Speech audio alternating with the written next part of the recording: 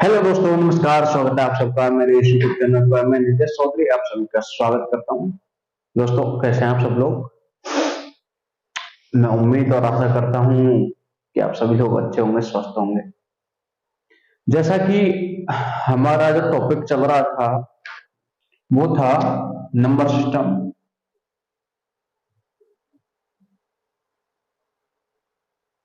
Number system चल रहा था जिसके अंतर्गत मैंने यहाँ पे आपको नंबर्स के बारे में बताया था। एक बार रिवाइज कर लेते हैं। नंबर्स के बारे में बताया था, थोड़ा बता देता हूँ कौन कौन सी बातें पढ़ा दी थी। नंबर्स नंबर्स के बारे में बताया था जिसमें मैंने प्राकृतिक संख्या पढ़ा दी, पूर्ण संख्या, पूर्णांक, परिमेय और अपरिमेय। यहां तक मैंने आपको समझा दिया था। ये जो संख्याएं हैं ये मैंने बता दी थी, इनको मैंने समझा दिया कि भाई प्राकृतिक संख्याओं की खोज पाइनोस ने करी, पूर्णांक की जैलिन ने की थी, परिमेय संख्या को क्यू से प्रदर्शित करते हैं, अपरिमेय संख्या कौन सी होती है, ईटीसी जो भी है। इनसे संबंधित मैंने प्रश्न भी कराए थे, बताए थे कि आपके एग्जाम में कैसे कैसे प्रश्न आते हैं। तो इसी टॉपिक को आगे बढ़ाते हुए अब हमें आगे इनको पढ़ना है। यदि किसी को कोई समस्या हो तो बता सकता है, कमेंट के माध्यम से बता सकता है, ठीक है। कोई भी यदि आपको प्रॉब्लम आती है तो आप कमेंट के माध्यम से अवगत करा सकते हैं। कोई भी बात नहीं है घबराने की। जो भी हो, जैसा भी आपका डाउट हो, आप निसंदेह पूछ सकते हैं, ठीक है। नंबर सिस्टम, इसको हम आगे बढ़ाते हैं। मैंने आपको परिमेय और अपरिमेय संख्याएं करा दी थी। इसमें एक दो बातें हैं जो आपको नोट करनी है, इंपॉर्टेंट बातें हैं कि पहली दो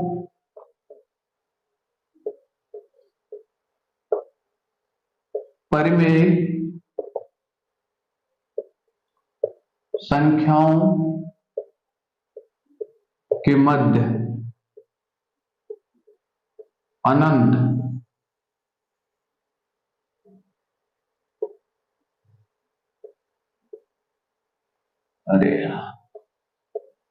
अनंत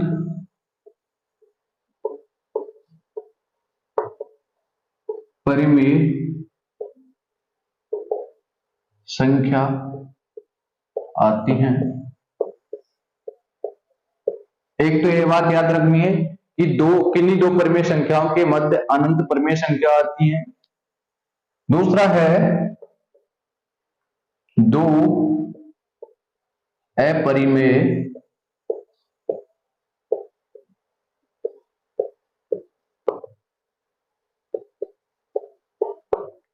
संख्याओं के मध्य अनंत अपरिमेय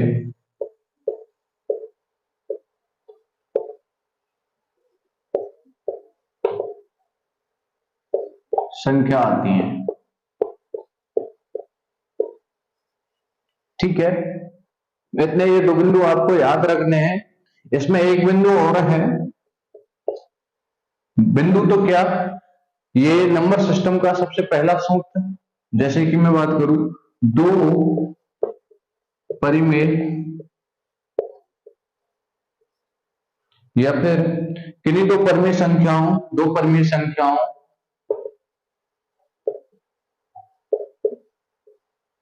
ए और बी के मध्य एन बी परिमेय संख्या क्या होगी, ए एन प्लस बी बटे एन प्लस 1, ठीक है। ये आपकी क्या हो जाएगी, एन में कोई भी जो दो संख्याएं दे दे, कोई भी दो परिमेय संख्या दे दें तो उनके जो मध्य में जो क्या निकालनी है, हमें परिमेय संख्या निकालनी है, तो उनको हम आराम से हम ज्ञात कर सकते हैं। ठीक है, कोई दिक्कत, कोई समस्या, कोई डाउट, कोई प्रॉब्लम हो तो बताना, और ना हो तो पढ़ते रहिए अच्छे से। 1 मिनट रुकिए थोड़ा।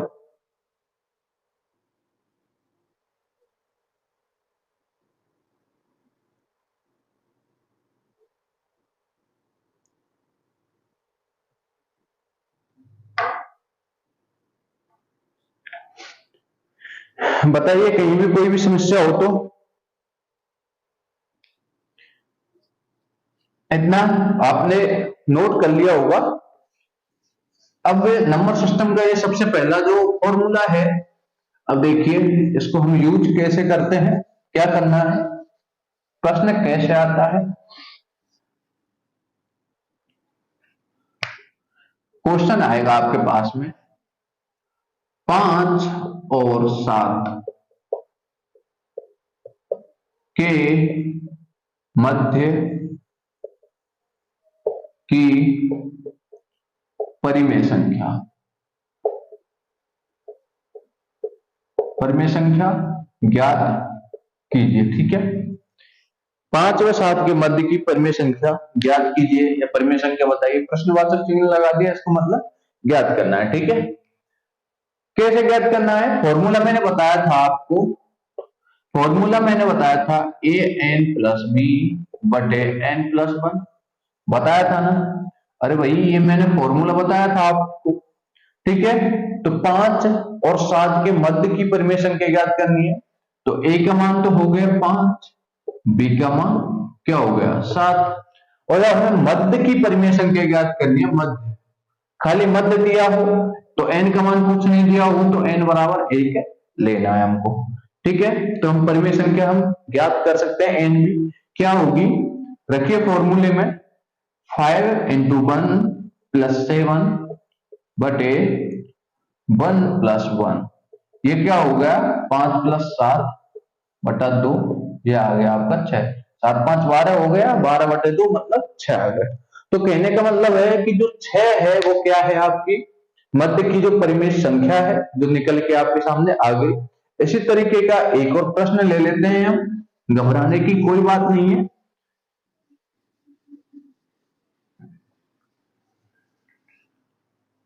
हाँ, तो जैसे मैंने कहा 2/7 व 5/6 के मध्य की परिमेय संख्या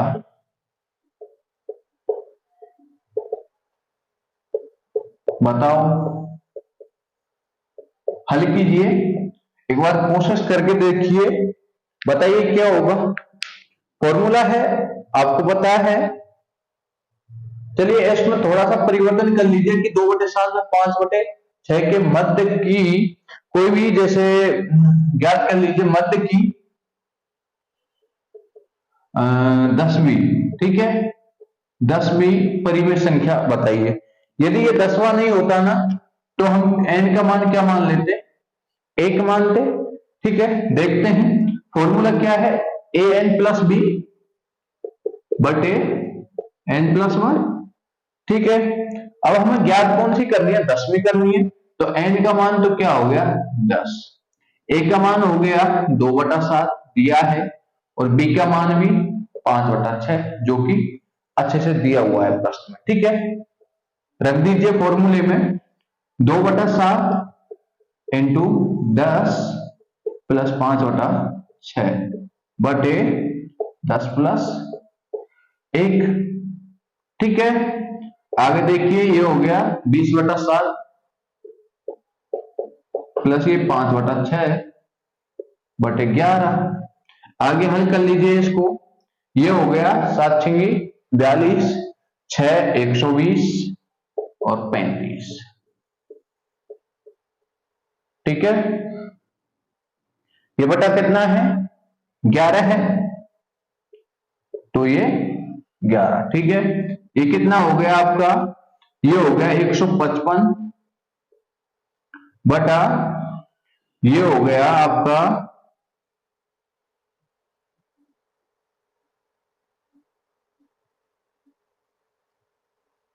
48 वो 482 करके देख लीजिए एक बार।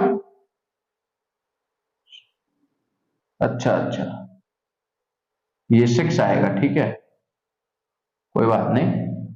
155/462, ये आपकी कौन सी संख्या होगी? 10वीं। कौन सी होगी? 10वीं परिमेय संख्या हो जाएगी। इन दोनों के मध्य की 10वीं परिमेय संख्या कौन सी है? 155/462। चाहे तो आप इसको काट सकते हैं, देखिए कट रहा है क्या जी? कट रहा है, हाँ कट रहा है क्या? ये नहीं कट रहा है।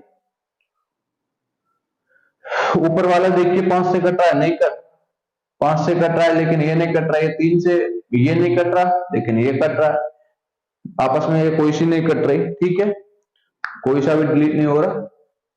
इतना आपके समझ में आ गया होगा। एक और प्रश्न देख लीजिए,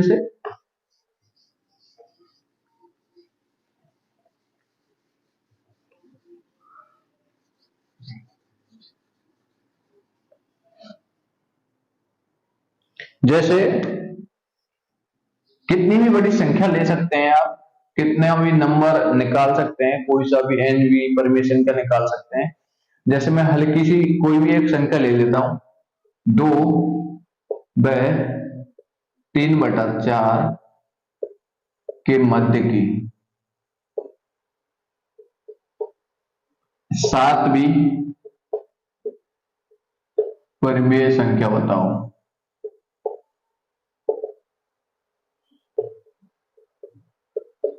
ठीक है, तो n का मान क्या दे रखा है यहाँ पे?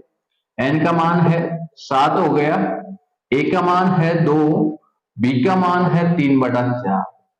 रख दीजिए वही फॉर्मूले में, कितना हो जाएगा? 2 × 7 + 3/4 बटे 7 + 1। ठीक है, a ×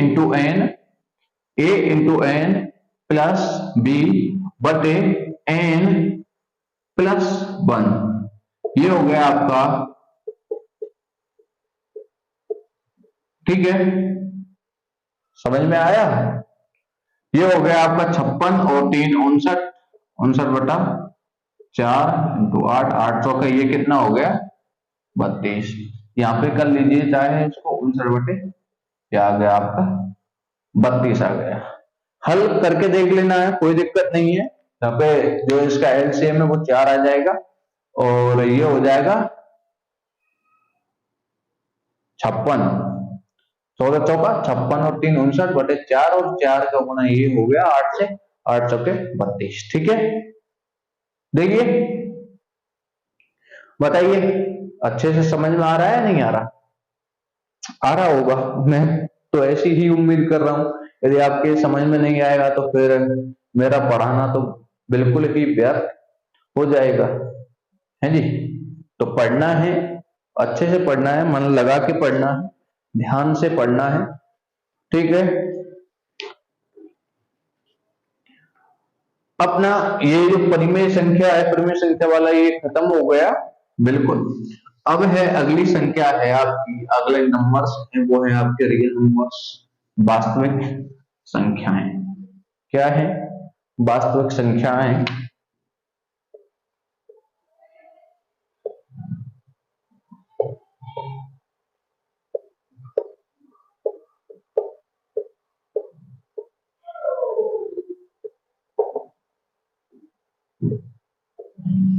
रियल नंबर्स, वास्तविक संख्याएं जिनको हम डिनोट करते हैं आर से। किससे? कैपिटल आर से हम इनको प्रदर्शित करते हैं। वास्तविक संख्याएं होती क्या है? वास्तविक संख्याएं वे संख्याएं जिनका वर्ग करने पर धनात्मक संख्या प्राप्त हो, तो वो संख्याएं कैसी कहलाती हैं? वास्तविक संख्या कहलाती हैं। वे संख्याएं जिनका वर्ग करने पर धनात्मक संख्या प्राप्त हो, तो वो जो संख्याएं होती है ना, तो पहले तो दी हुई है जिनका हमने वर्ग किया, वो कैसे होंगी? वास्तविक संख्याएं। जैसे कि मैं बात करूं, -7 है, ठीक है, -7 की हम कैसे पता लगाएंगे कि ये एक वास्तविक संख्या है?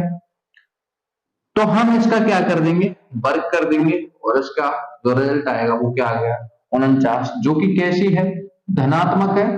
भाई धनात्मक है या नहीं है? और जब ये धनात्मक है तो ये वास्तविक संख्या भी है या नहीं है? ठीक है, मैंने रूट 25 ले लिया। रूट 25 का यदि हम वर्ग करते हैं और धनात्मक संख्या प्राप्त होती है, ठीक है, तो 25 प्राप्त हुआ, ये कैसी है, पॉजिटिव है, तो इसका मतलब ये कैसी है, ये संख्या कैसी है, धनात्मक है। ये जो रूट 25 है ये कैसी है, धनात्मक है। अगला मैं कोई भी और संख्या ले लेता हूं, जैसे जैसे कि अंडर रूट -7, ठीक, अंडर रूट -7 जब मैं इसका वर्ग करता हूं, जब मैं इसका वर्ग करता हूं, भाई मुझे देखना है कि ये धनात्मक संख्या है या नहीं है। यदि धनात्मक है तो वो वास्तविक संख्या हो जाएगी, ठीक है। जब हम वास्तविक संख्या ज्ञात करते हैं या पहचान करते हैं तो उसका जो संख्या दी है उसका क्या कर देंगे, वर्ग। अब देखिए ये रूट में -7 है, इसका जब हम वर्ग करेंगे तो ये क्या है, -7, और ये रूट हटाएंगे तो ये इस तरीके से 1/2 होता है रूट का मान, और ये पावर 2 था, ये 2 से 2 कट गया, तो ये क्या आया, -7, जो कि कैसी संख्या है, एक ऋणात्मक संख्या है। इसका मतलब ये जो संख्या है वास्तविक संख्या बिल्कुल नहीं होगी, ये जो संख्या है वास्तविक संख्या नहीं होगी, बिल्कुल भी नहीं होगी। ये जो संख्या होगी आपकी वो कैसी होगी, काल्पनिक, जिसको हम आगे बताने वाले हैं। कोई दिक्कत नहीं है, घबराने की कोई बात नहीं है, ठीक है। ऋणात्मक मान आया। आगे हम बात करते हैं जैसे -√-5, ठीक है, ये हमको चेक करनी है कि क्या ये जो संख्या है ये वास्तविक है या कैसी है। अब हम इसका वर्ग करके देख लेते हैं, ठीक है। स्क्वायर, जब देखिए अंडर रूट के अंदर माइनस है, उसका वर्ग करने पे उस पे कोई फर्क नहीं पड़ता, लेकिन बाहर अगर रूट है, बाहर रूट के बाहर अगर माइनस है तो भाई इसका मतलब क्या होता है, ये दो संख्या, स्क्वायर का मतलब क्या है, ये दो संख्या है जिनका आपस में गुणा हो रहा है। जब माइनस गुणा माइनस होगा तो क्या हो जाएगा, प्लस, और रूट इंटू रूट होगा तो रूट हट जाता है, ठीक है। तो ये क्या आ गया आपका, जब हम इसका वर्ग करेंगे तो ये आ गया आपका -5। नहीं आया समझ में, इस तरीके से होगा कि भाई हम इसको क्या लिख सकते हैं, माइनस, ये -5 इंटू ये -5। जब हम माइनस इंटू माइनस करेंगे तो ये दोनों हट जाएंगे, मतलब क्या बन जाएंगे, प्लस बन जाएंगे, और रूट -5 इंटू रूट -5 करेंगे तो ये रूट है जो ये हट जाएगा, हट जाएगा ना, ये एक ही संख्या तो आएगी। भाई मैं बात करूं अगर रूट इंटू √2, ठीक है, तो इसका मान क्या होता है, 2 होता है, लेकिन अंदर कोई भी चिन्ह उस पर कोई फर्क नहीं पड़ता, ठीक है। तो ये कितना आ जाएगा आपका, -5, जो कि कैसी है, ऋणात्मक है, कैसी है, ऋणात्मक। जबकि वास्तविक संख्या में हमें क्या प्राप्त होनी थी, धनात्मक प्राप्त होनी चाहिए थी, लेकिन ये कैसी प्राप्त हुई है हमें, ऋणात्मक, जो कि क्या है, एक वास्तविक संख्या नहीं है, ये काल्पनिक संख्या के अंतर्गत आती है, ठीक है। अगला, ये वास्तविक संख्या आपकी खत्म हो गई, इतना ही है वास्तविक संख्या में। वास्तविक संख्या में परमेय अपरमेय जीरो ये सब संख्याएं। अगला है काल्पनिक संख्याएं, इमेजिनरी नंबर।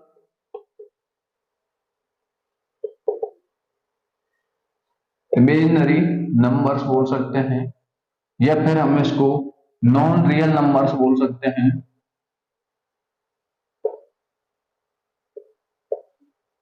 ठीक है। इसको काल्पनिक संख्या भी कह सकते हैं,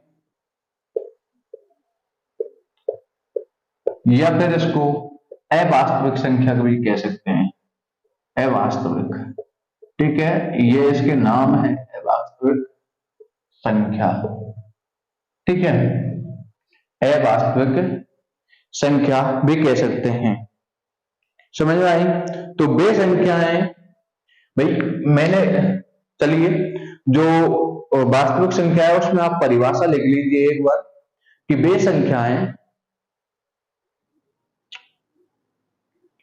संख्याएं जिनका वर्ग करने पर धनात्मक संख्या प्राप्त होती है, वे संख्याएं जिनका वर्ग करने पर धनात्मक संख्याएं प्राप्त होती हैं, वास्तविक संख्या कहलाती है। अब इधर ध्यान दीजिए, इसका बिल्कुल विपरीत है। यहां पे क्या आएगा कि वे संख्याएं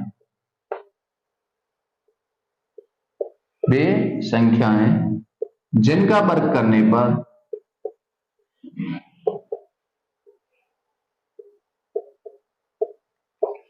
पर ऋणात्मक संख्या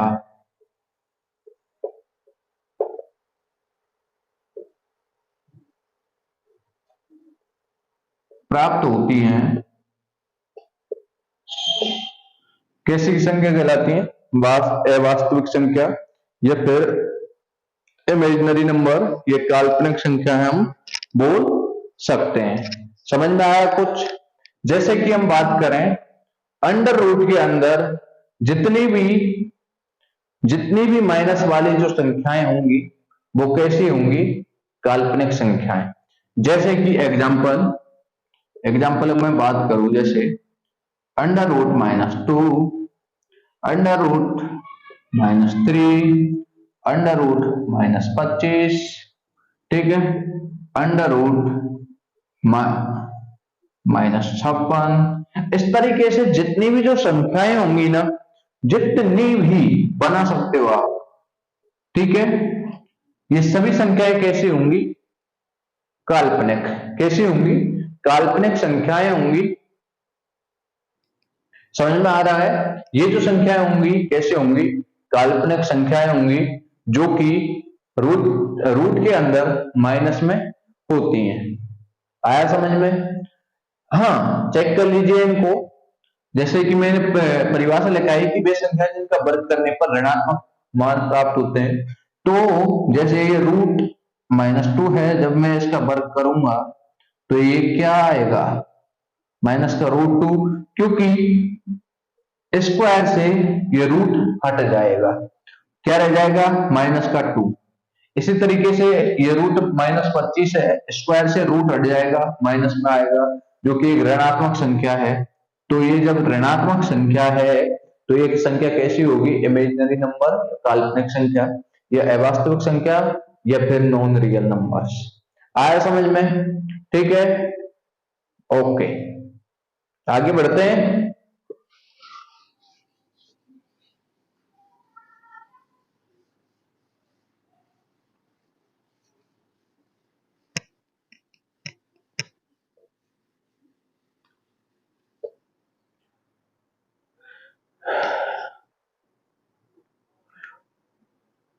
समझ में तो अच्छे से आ रहा होगा ना आपके? वैसे कोई दिक्कत हो तो आप कमेंट के माध्यम से बता सकते हैं, मेरे को अवगत करा सकते हैं। बिल्कुल कोई ये नहीं कि सोचने विचारने की बात हो। जब अगर आपको अच्छे से समझ में आ रहा है तो कोई दिक्कत नहीं है बताने में भी, पूछने में भी कोई घट थोड़ी जाता है। अरे पूछने में कोई फर्क पड़ता है क्या? नहीं पड़ता। तो आप आराम से पूछ सकते हैं। कौन सा मैं पैसा ले रहा हूं आपसे पूछने का? तो आप आराम से पूछ सकते हैं, ठीक है। अगला है, जैसे इसकी एक दो बिंदु लिख लेते हैं हम। अब वो बिंदु क्या है कि काल्पनिक संख्या, कोई काल्पनिक संख्या, यदि उस काल्पनिक संख्या की घात सम संख्या है तो वो वास्तविक संख्या प्राप्त होती है। और यदि काल्पनिक संख्या की घात एक विषम संख्या है तो जो प्राप्त संख्या है वो कैसी होगी? काल्पनिक ही होगी। जैसे इंपॉर्टेंट फैक्ट है,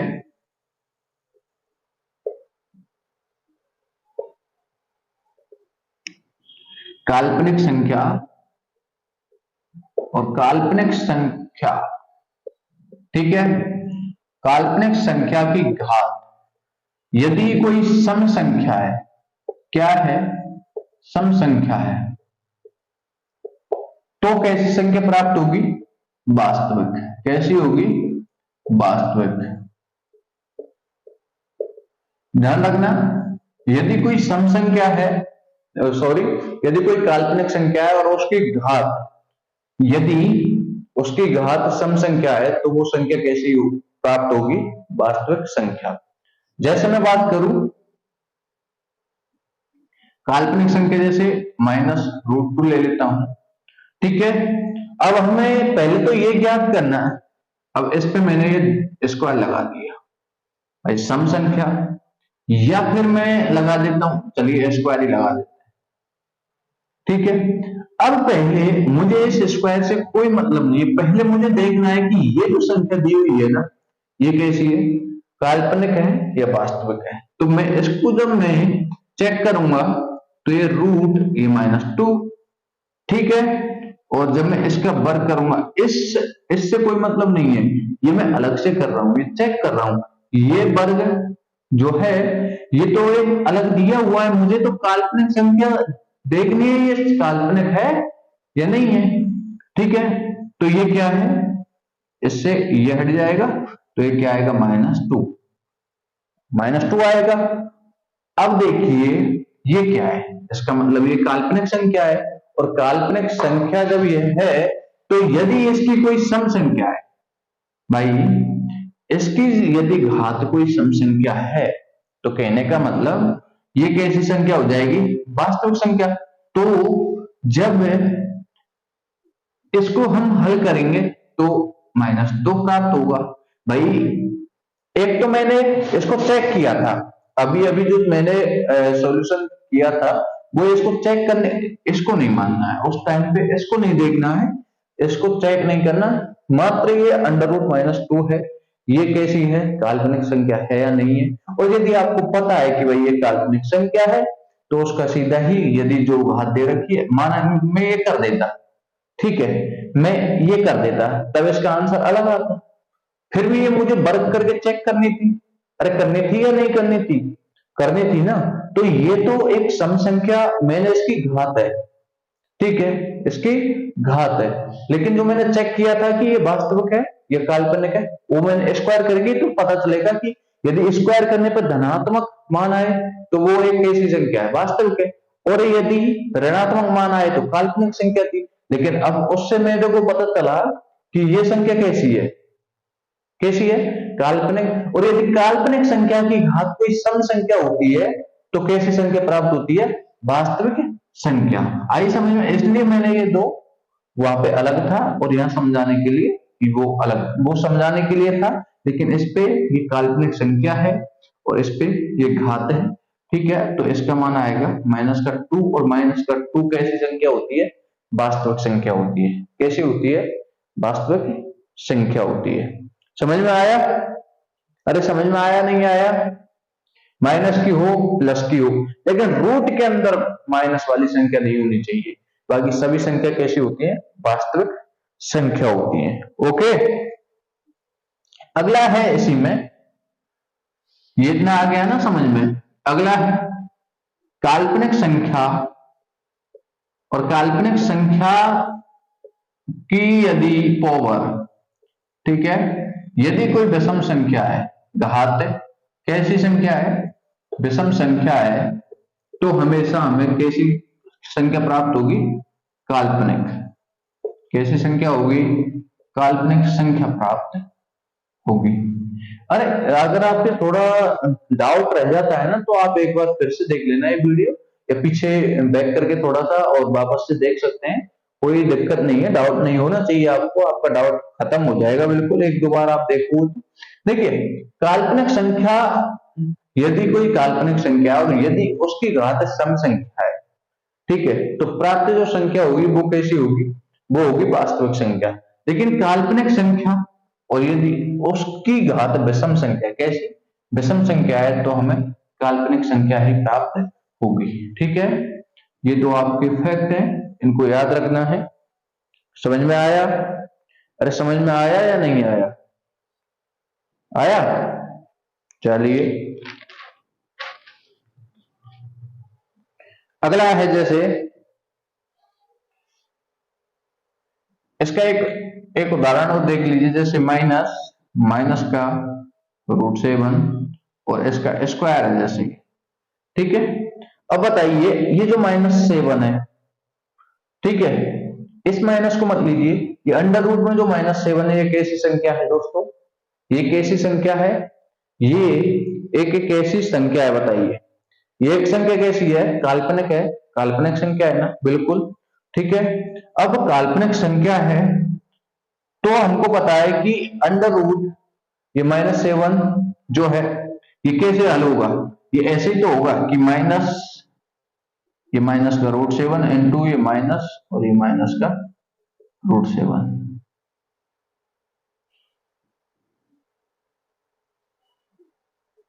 ठीक है, रूट इंटू रूट करोगे तो रूट हट जाएगा और ये माइनस का माइनस ही रहेगा। इन दोनों को अगर हम आपस में गुणा करेंगे माइनस माइनस क्या हो जाएंगे, ये तो हो जाएंगे प्लस। ठीक है, और इनको जब हम इन दोनों को हल करेंगे जैसे √-7 √-7 का गुणा करेंगे तो ये आएगा आपका माइनस का 7। ठीक है, माइनस गुणा प्लस करेंगे तो ये माइनस का 7 और माइनस का 7 कैसी संख्या है, एक वास्तविक संख्या है। ये यहाँ पे थी, ये कैसी थी, काल्पनिक।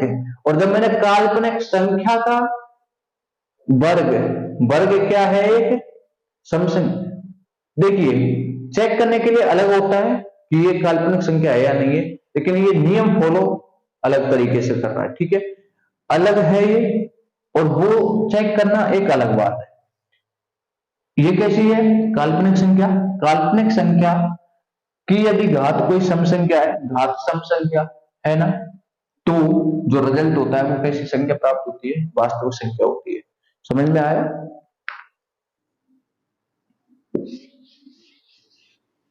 अगला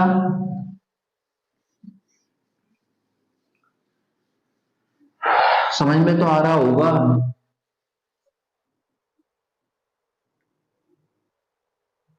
अगला है सम्मिश्र संख्याएं, सम्मिश्र संख्याएं। अब सम्मिश्र संख्या अर्थात कॉम्प्लेक्स नंबर क्या है, कॉम्प्लेक्स नंबर है। उससे पहले करना क्या है, एक प्रश्न देख लेते हैं। जैसे ए और बी कोई दो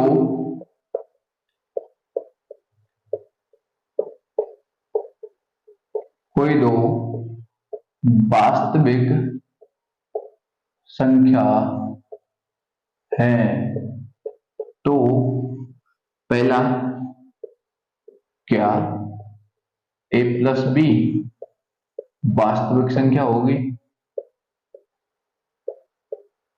बताइए।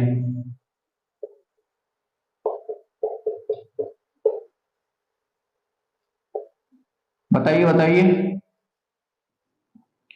बताइए क्या, सॉरी, ए और बी कोई दो वास्तविक संख्याएं हैं तो क्या a प्लस बी वास्तविक संख्या होगी, a प्लस बी वास्तविक संख्या होगी क्या, बताइए। देख लेते हैं। माइनस का 7 ए बराबर ले लिया, जैसे मैंने माइनस का 7 ले लिया, कैसी संख्या है, वास्तविक संख्या है। बी का मान में ले लेता हूं कुछ भी, 15 ले लिया ना। ठीक है, अब देख लेते हैं हम इसको कैसे कि a प्लस बी बराबर ये -7 प्लस का 15, ये प्लस का 8 आया, तो ये कैसी संख्या है, ये एक वास्तविक संख्या है। इसमें बहुत सारे उदाहरण ले सकते हैं और भी ले सकते हैं। ठीक है, ए का मान 0 मान सकते हैं, बी का मान और कुछ भी मान सकते हैं, बटे में मान सकते हैं, परिमेय संख्या है, परिमेय संख्या आती ही है इसमें। ठीक है, तो ये आपका क्या होगा, यस, कि a प्लस बी भी एक वास्तविक संख्या होगी। क्या अगला, क्या a माइनस बी वास्तविक संख्या होगी, बताइए। चलिए बटे में ले लेते हैं, a बराबर 1/2 ले लिया, b बराबर मैंने ले लिया 3/4। ठीक है, कुछ भी मान लीजिए आप अपनी मर्जी से, a का मान 1/2 और b का मान 3/4 ने घटा लिया। ठीक है, ये हो गया 2 - 3/4 -1/4 आ गया। तो बताइए क्या ये वास्तविक संख्या है या नहीं है, है ना, है, ये वास्तविक संख्या है, ये परिमेय संख्या भी है। ठीक है, तो इसका मतलब ये जो a माइनस बी भी क्या होगी, एक वास्तविक संख्या होगी। इसका आंसर भी अपना किस में आ रहा है, यस में आ रहा है। ठीक है, अगला है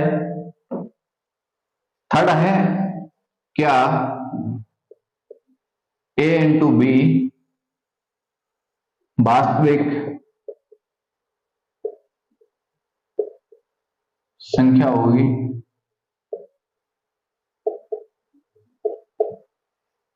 बताइए, क्या a इंटू बी वास्तविक संख्या होगी? कोई भी कुछ भी उदाहरण ले लीजिए,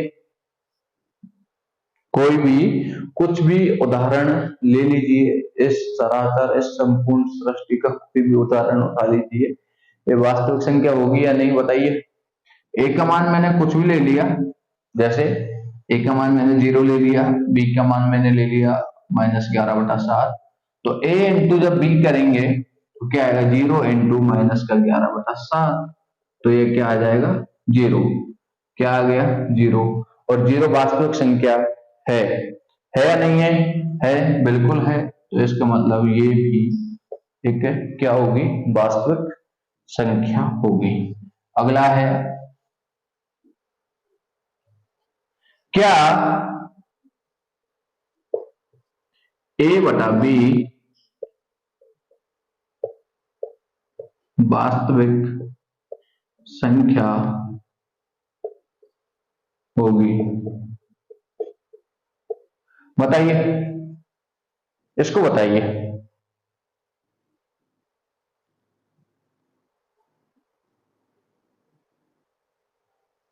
बताइए,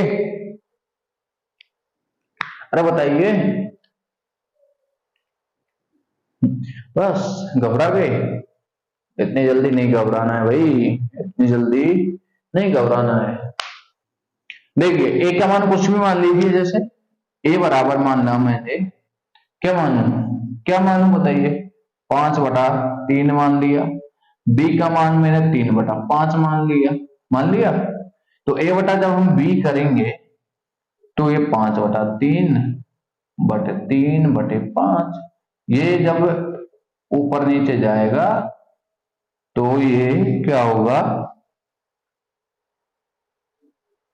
सॉरी 5/3 बरा ये 25 बटा क्या हो गया, 9, जो कि क्या है, वास्तविक संख्या है। ठीक है, अब बताइए क्या करूं, यस कर दूं? रुकिए जरा, ठहरिए, हमें एक चीज देखनी है इसमें। और सबसे ज्यादा ये भाग वाली और घात वाली, जो a की पावर b होती है या b की पावर a कह सकते हैं, जो भी इनमें हमें थोड़ा संभल के देखना होता है। अब देखना क्या है, देखिए यदि मैं a का मान कुछ भी ले लेता हूं, 5 ले लिया, और b का मान मैंने 0 कर दिया, ठीक है, तो a बटा b बराबर क्या होगा, 5/0, जो कि क्या हो जाएगा, अनंत है। और बताइए आप, क्या अनंत एक वास्तविक संख्या है? अनंत क्या एक वास्तविक संख्या है? अनंत एक वास्तविक संख्या नहीं है भाई। इसका क्या पता क्या मान है, अनंत तो अनंत है। संपूर्ण ब्रह्मांड अनंत, इस अनंत का किसी को मान पता है क्या? नहीं पता ना। तो अनंत तो अनंत, तो ये वास्तविक संख्या तो नहीं है। तो इसका मतलब ये जो अपना स्टेटमेंट है ये क्या है, गलत है। ये हो जाएगा नो। ठीक है, अब आप कहोगे सर और भी उदाहरण ले ले तो बाकी तो सब सही है। अरे बात वही है कि एक मछली सारे तालाब को गंदा कर देती है, तो चाहे एक गलत हो या दो गलत हो स्टेटमेंट, एक गलत होने पे भी पूरा ही गलत माना जाएगा। समझ रहे हैं? तो ये अपना गलत होगा, मतलब नो आएगा इसमें। अगला है, जैसे कि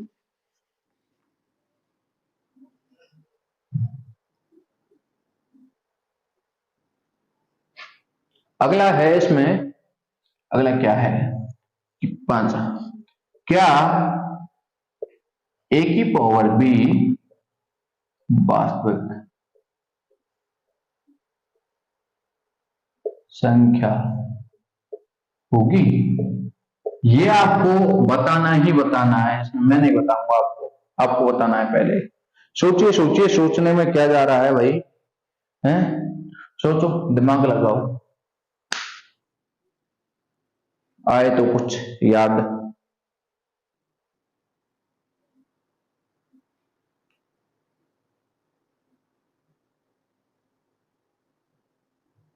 बताइए, आ रहा है क्या कुछ याद? चलिए, कोई बात नहीं है, हम देख लेते हैं। एक का मान ले लेता हूं, जैसे कि मैं क्या ले लिया, -7 ले लेता हूं। बी का मान मैं ले लेता हूं 1/2। ठीक है, जब हम a की पावर b करेंगे तो -7 की पावर क्या हो जाएगा, 1/2। और पावर में जब 1/2 हो, उसका मान क्या होता है, रूट। तो रूट ये -7। अब ये अंडर रूट में जो -7 है, आप मेरे को बता सकते हैं क्या ये वास्तविक संख्या है? क्या ये वास्तविक संख्या है तो हाँ, और नहीं है तो ना। ये एक वास्तविक संख्या नहीं है, गलत हो गया, एक तो इस जगह पे गलत हो गया। और देखिए, एक को a बराबर मैंने ले लिया 0, b बराबर भी मैं 0 ले लेता हूं।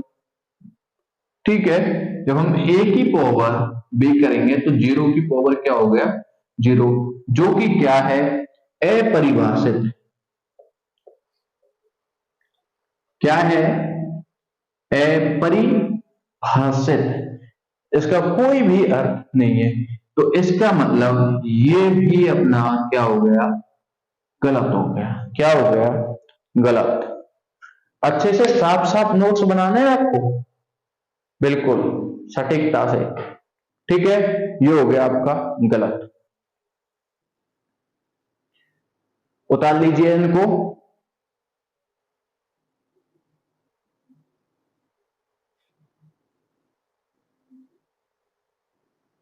अगला, अब देखने हैं हमको कॉम्प्लेक्स नंबर। कॉम्प्लेक्स नंबर अर्थात सम्मिश्र संख्याएं। क्या, सम्मिश्र संख्याएं। आपको मैं बता दूं कि सम्मिश्र संख्याएं जो होती हैं, वास्तविक काल्पनिक संख्याओं का योग या भाग वो माइनस होती हैं। जैसे कि अगली जो संख्या है अपनी, वो है सम्मिश्र सम्मिश्र संख्या अर्थात कॉम्प्लेक्स कॉम्प्लेक्स नंबर। क्या बोलते हैं इसको, सम्मिश्र संख्या। और सम्मिश्र संख्या को हम स्मॉल z से डिफाइन करते हैं। ठीक है, स्मॉल z बराबर क्या होगा, वास्तविक संख्या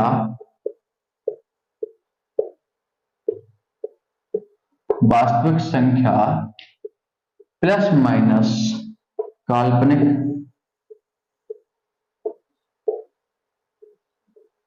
काल्पनिक संख्या। कहने का मतलब ये जो है, ये हमारी क्या होंगी, सम्मिश्र संख्या। सम्मिश्र संख्या क्या होती है, वास्तविक संख्या तथा काल्पनिक संख्याओं का प्लस या माइनस। ठीक है, ये क्या होती है अपनी, क्या होती है, सम्मिश्र संख्या। जैसे कि एग्जांपल की मैं बात करूं, 2 प्लस √-3। ठीक है, जैसे कि 11 माइनस √-17। अब आप कह रहे होंगे कि इन वास्तविक कौन से काल्पनिक कौन सी है। मैंने पहले ही कहा था आपको कि रूट के अंदर जितनी भी जो भी माइनस की संख्या होगी, वो कैसी होगी, वो होगी आपकी काल्पनिक नंबर। तो ये जो है आपकी, ये तो है रियल नंबर। क्या है, रियल नंबर। और ये है आपका इमेजिनरी इमेजिनरी नंबर। ठीक है, इसी तरीके से ये भी आपका वास्तविक नंबर है, ये आपकी वास्तविक संख्या है, और ये है आपकी काल्पनिक। और देख लीजिए, जैसे जैसे मैं बात करूं यहां पे,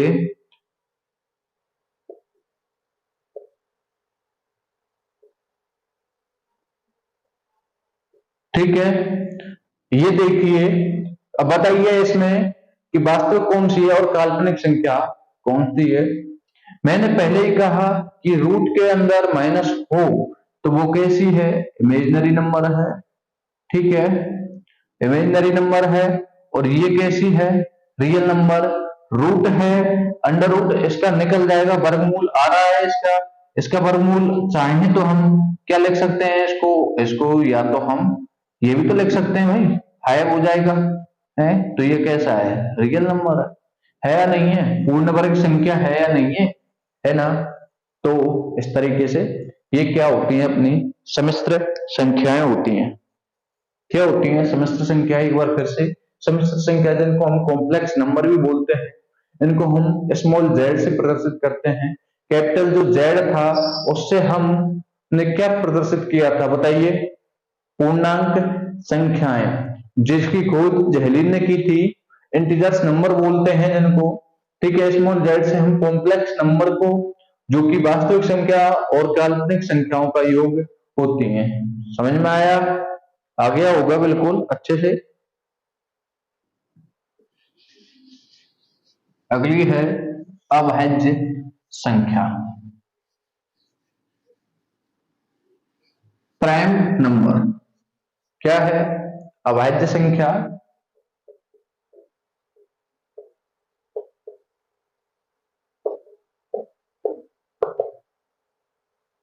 अभाज्य संख्या जिसको हम प्राइम नंबर भी बोलते हैं। ठीक है, अभाज्य संख्या वे संख्याएं जिनमें केवल स्वयं का व एक का। पहली बात तो एक है, एक का तो सब में ही भाग जाता है, उसकी तो खैर बात ही अलग है, उसको छोड़ो। ठीक है, लेकिन यहाँ पे हम जैसे परिभाषा में बात करते हैं तो एक को तो हम लेंगे ही भाई, बात तो उसकी होगी, छोड़ तो उसको कैसे दें अकेला, है बेवफा थोड़ी है, एक नहीं है ना। तो एक को तो हमें साथ में लेके चलना है, सबका साथ सबका विकास। बात करते हैं कि अभाज्य संख्या प्राइम नंबर्स वे संख्याएं जिनका वे संख्याएं जिनमें केवल स्वयं का व एक का भाग जाता है? लिख लीजिए, वे संख्याएं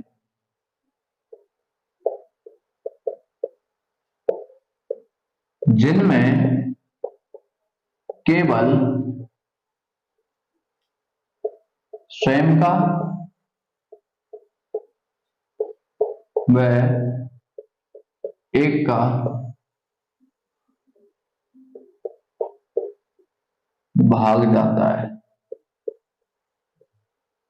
ठीक है, प्राइम नंबर कहलाती है या अभाज्य संख्या कहलाती है। ठीक है, जैसे दो है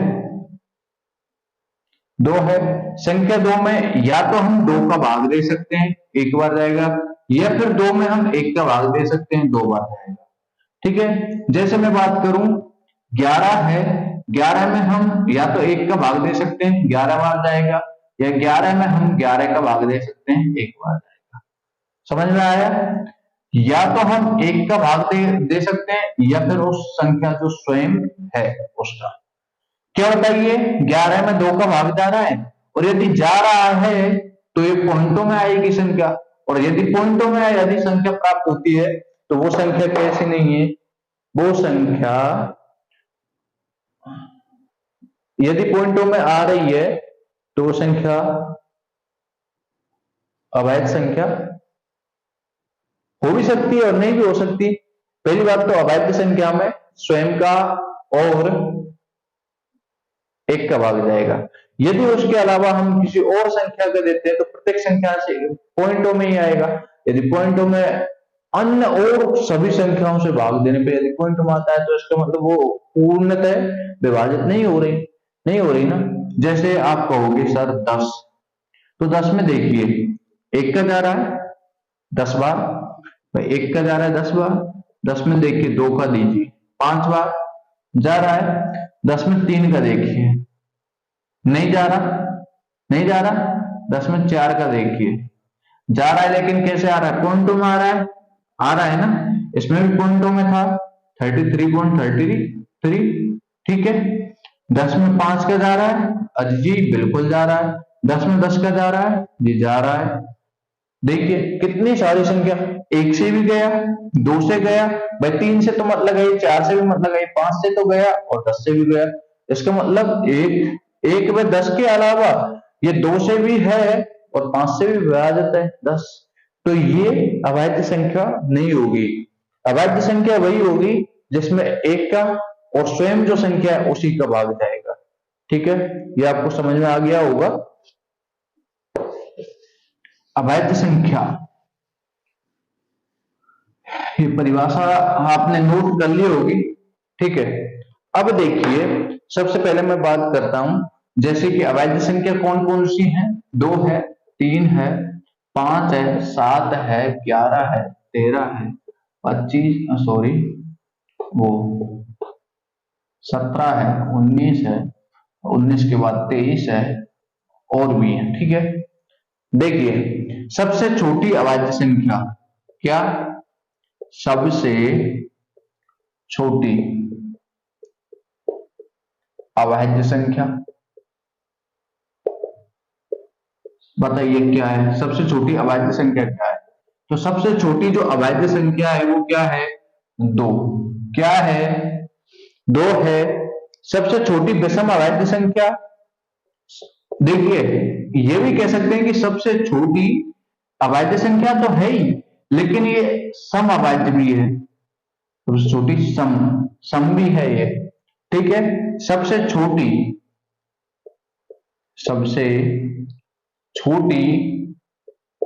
विषम अवैध संख्या वो क्या है आपकी, बताइए। 2 कैसी है, सम है। 3 कैसी है, विषम है। तो 3 क्या हो जाएगी, सबसे छोटी विषम अवैध संख्या। ठीक है, अगली देखिए, अगला इतना हो गया। अगला 1 से 25 के मध्य अवैध संख्या कितनी है, 1 से 25 के मध्य में अवैध संख्या कितनी है, बताइए, बताइए कितनी होती है, 9। कितनी, 9। 1 से 30 तक, 30 के मध्य,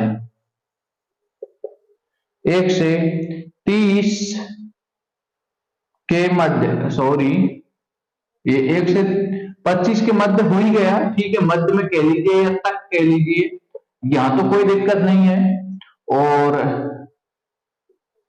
तक ही लिखो यहां पे।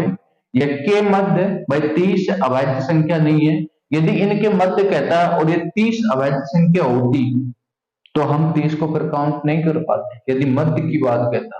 ठीक है, तो 1 से 30 तक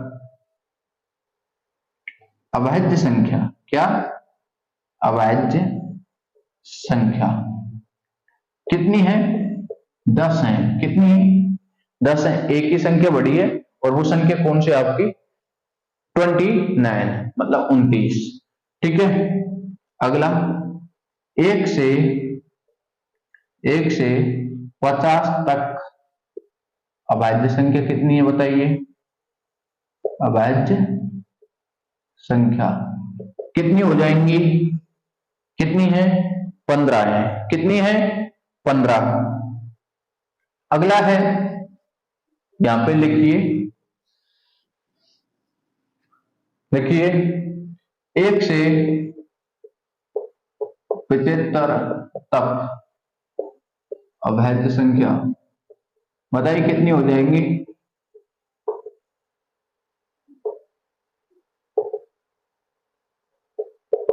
21। कितनी, 21। भाई 15 तो ये हो ही गई, 50 तक 15 हो गई। ठीक है, आगे कितनी हो रही, 6 हो रहे हैं। कौन सी, देखिए एक तो हो गई आपकी 53, एक तो 53, एक हो गई आपकी 54, 55, 56, 57, 58, 59, ठीक है, 59 हो गई, 61, एक हो गई आपकी 61, एक हो गई आपकी 67, ठीक है, 67, एक हो गई आपकी 71, एक आपकी 73, एक और रह गई, हो गई क्या? हाँ, हो गई, 6 और है ना, ये हो गई, समझ में आया? तो ये 1 से 75 अभाज्य संख्याएं कितनी हो गई आपकी? 21 हो गई। 1 से 100 तक अभाज्य संख्या बताइए कितनी है?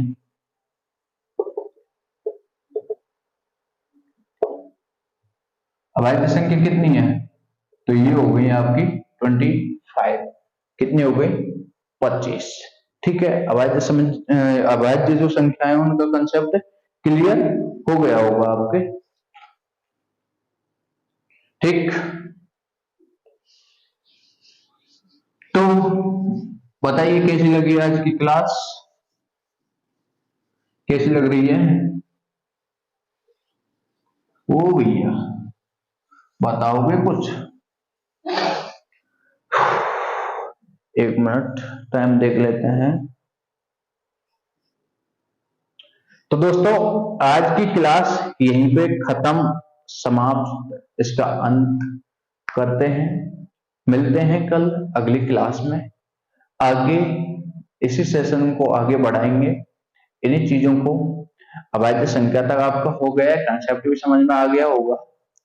आज जैसे अभाज्य संख्या को एक बार फिर से इसको रिपीट कर लेते हैं। 1 से 25 के मध्य में अभाज्य संख्या, सॉरी 1 से 25 तक जो अभाज्य संख्या है वो कितनी है आपकी? 9 है। 1 से 30 तक हो जाएंगी 10, 1 से 50 तक आपकी 15 है, 75 तक, 1 से 75 तक आपकी 21 हो जाएंगी, और 1 से 100 तक आपकी जो अभाज्य संख्या है वो क्या है आपकी? 25 है, ठीक है। सबसे छोटी अभाज्य संख्या या फिर सबसे छोटी समअभाज्य संख्या बोल सकते हैं हम उसको, वो क्या है? 2 है।